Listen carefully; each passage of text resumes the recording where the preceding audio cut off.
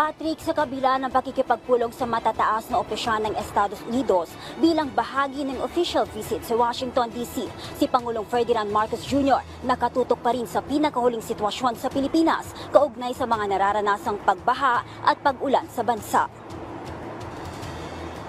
Sa inilabas na mensahe ng Pangulo, siniguro nito na nag-alerto at kumikilos na ang iba't ibang tanggapan ng gobyerno upang umalalay sa mga naapektuhan ng pagbaha at pag-ulan. Inatasan na rin ng Pangulo ang OCD, Department of Health, DSWD, Department of Energy at DILG na higpitan pa ang koordinasyon sa isa't isa upang siguruhin ang kaligtasan ng mga Pilipino. Ang mga relief goods ay nakahanda na, idinideliver na doon sa mga area na nangangailangan. Yung mga medical team, kasabay na rin noong ating mga relief goods.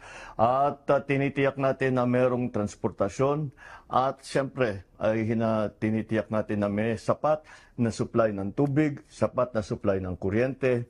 At lahat ito ay para sa pangangailangan ng mga naging biktima nitong pagbaha at malakas na ulan. Kasabay nito, tiniyak ng Pangulo ang kahandaan ng transportasyon para sa pag-alalay sa mga mangangailangan, gayon na rin ang sapat na supply na tubig at kuryente. Nandito kami lagi upang magbigay ng lahat ng serbisyo na kailangan sa harap ng hamon ng climate change. Siguraduhin natin mas lalo pang mapalakas ang kakayahan ng pamahalaan na tumugon sa ganitong klaseng sitwasyon. Payo ng Pangulo sa publiko, makinig at sumunod sa abiso ng mga otoridad para sa kanilang kaligtasan. Pakiusap ko lang po sa inyo ay pakinggan nyo po ang mga sinasabing advisory ng inyong LGU, ng national government at pakisundan lang po para naman matiyak natin na hindi kayo malagay sa alanganin.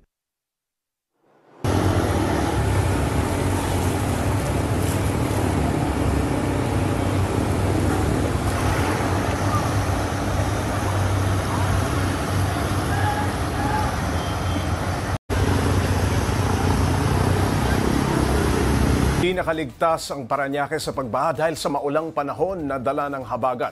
Ang hapon ay ulat na hanggang bewang at hanggang tuhod ang baha sa ilang bahagi ng Barangay Vitales sa Parañaque City. Hanggang tuhod naman sa Victor Medina, Barangay San Dionisio at gutter level reached 16 meters early Monday afternoon. This triggered the city's second alarm, which means voluntary evacuation, particularly to residents in low-lying areas. Wala pong pasok, ganyan, para hindi na po naabala yung mga bata.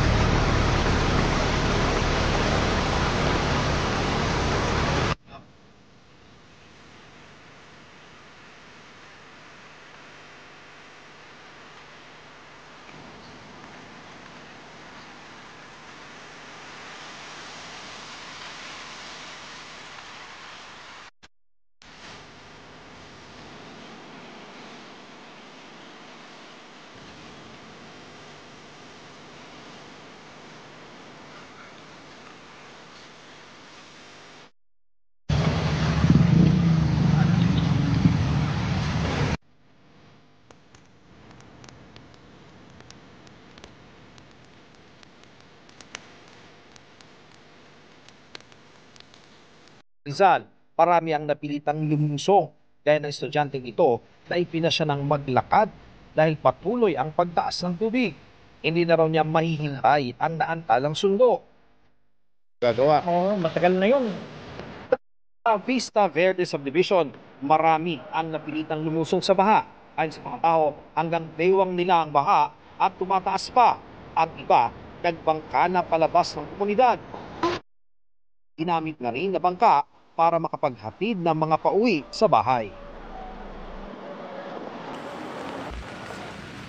Dito sa lugar. Dito naman sa aking likuran, makikita natin na may mga rescuers na dito sa umabot hanggang tuhod. May mga motor na tumirik, kaya ang ibang rider tinawid ang baha nang nakapatay ang makina ng motor. sa ilalim nitong spillway kaya umaapaw yung tubig gaya na lang sa mga sandaling ito. Hindi makadaan dito ang kahit anumang uri ng sasakyan. Dapat magawa talaga yung tulay, yung dating tulay, para hindi ganito lagi nagkakaaberya. Espanya, corner San Diego Street. Ayan.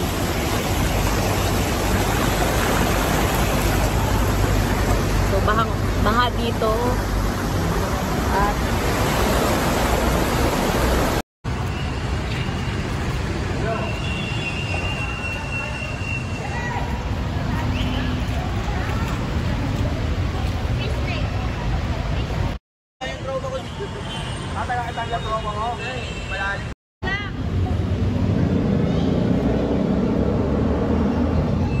Boulevard.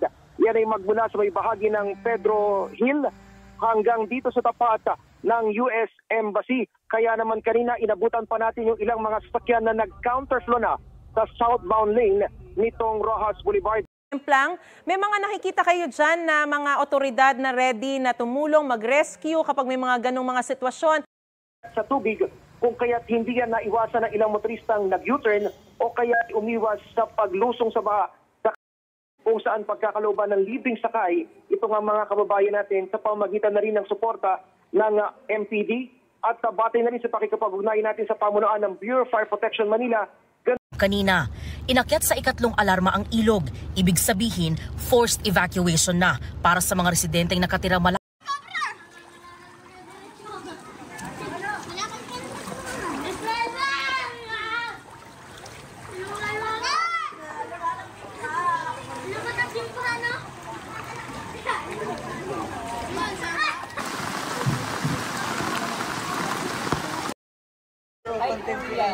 Tangina, makita yan ni Mama. Lalaki na kahoy. Dahil, dali!